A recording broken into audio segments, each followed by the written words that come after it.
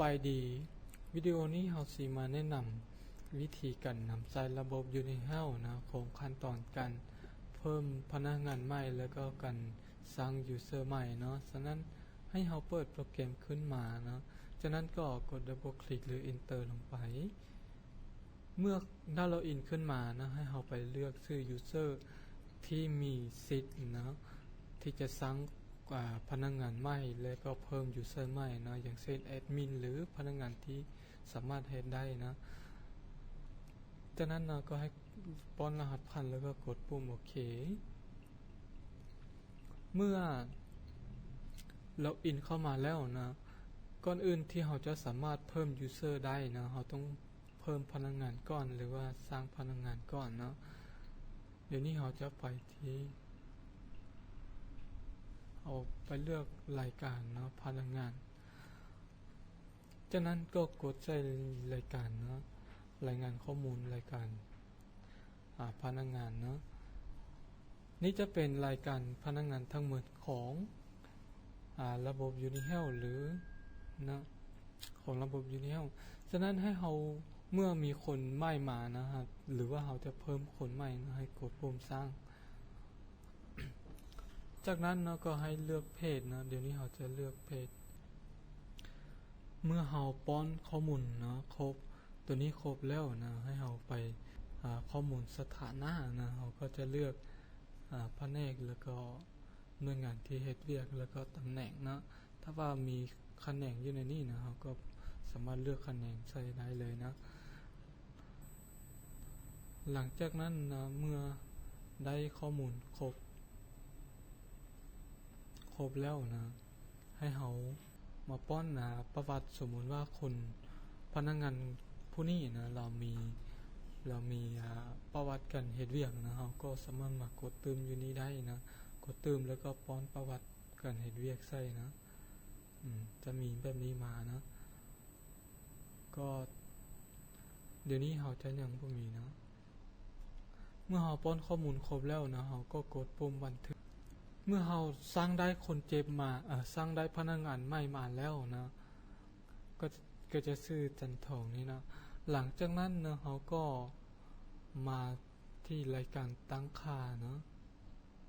ตั้งค่าแล้วก็ผู้ใช้นะรายการผู้ใช้นี้เมื่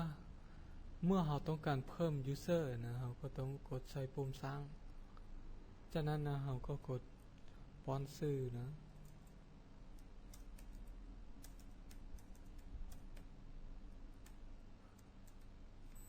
จะได้ชื่อพนักงานใหม่มาต่อมาเนาะเราจะใช้ชื่อใหม่สำหรับระบบ Unihouse นะเราแนะนำให้ใช้ชื่อตัวอยู่ถึงนะ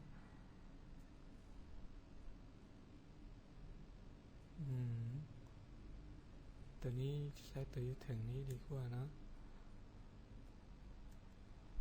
จะเป็นแบบนี้นะแล้วก็สำหรับหน้าตาโปรแกรมที่เราจะใช้นะว่าเป็นภาษาอังกฤษหรือภาษาลาวนะเดี๋ยวนี้เราจะตั้งเป็นภาษาลาวแล้วก็เราสามารถเลือกเนาะว่าแผนกที่เราเฮ็ดเวียกแม่นแผนกใดแล้วก็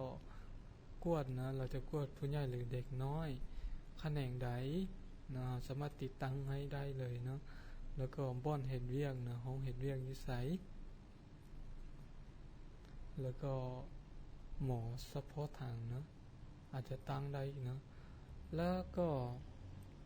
อย่าลืมนะ3รายการ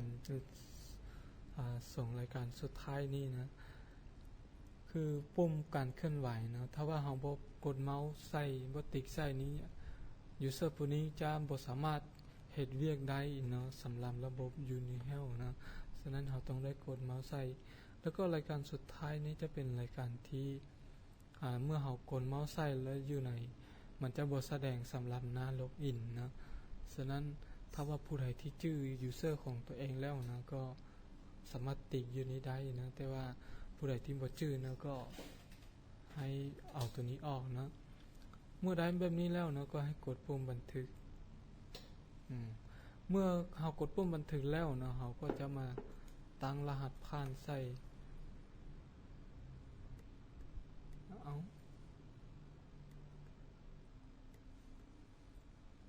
ก็มาตั้งรหัสผ่านใส่ user ผู้นี้นะ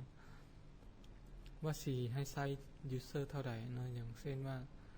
ทองจันทร์เราก็จะใส่เป็นภาษาอังกฤษนะจะง่ายที่สุดเลยใส่แบบนี้แล้วก็ใส่1 2 3แบบนี้ก็ได้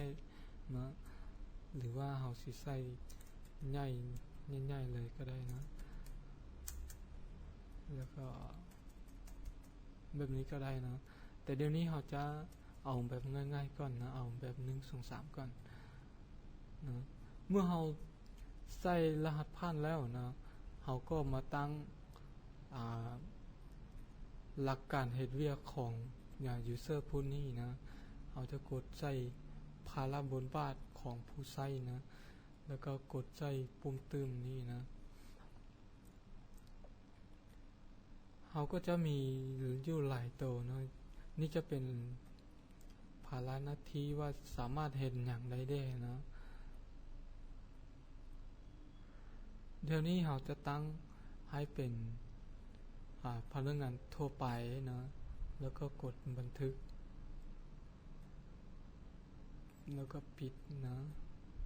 ต้องมาให้เรากดตึมนะเพื่อเพิ่มอีกสิทธินะเดี๋ยวนี้เราจะเอาเป็น nurse นะเอาเป็นพยาบาลทั่วไปนะกดบันทึกนะแล้วก็เอาเป็นเอาส่งสิทธิแบบนี้เนาะว่าเป็นพยาบาลเมื่อได้แบบนี้แล้วนะก็ให้เรากดปิดนะจากนั้นเรากดปุ่มบันทึกและปิดเมื่อได้แบบนี้นะเราพนักงานเราก็จะสร้างได้แล้วเดี๋ยวนี้เราจะไปล็อกอินพนักงานผู้นี้มานะว่าสามารถเห็นเวียกได้บ่นะเราไปเลือกทองจันทร์นะแล้วก็ใส่รหัสผ่านแล้วก็กดปุ่มโอเคล็อกอินเข้าไปนะแบบนี้นะเราก็จะได้ user จันทงพัสุกนี้มาแล้วนะแล้วก็จะเป็นพนักงานเนาะเป็นพยาบาลเนาะจะเป็นหน้าต่างใช้งานของพยาบาลนะแสดงว่าตอนนี้เราสร้างได้ user แล้วก็สร้างได้พนักงานใหม่แล้วนะก็เมื่อเพียงเท่านี้เนาะสำหรับขั้นตอนการสร้าง user สร้างพนักงานใหม่แล้วก็ user ใหม่นะ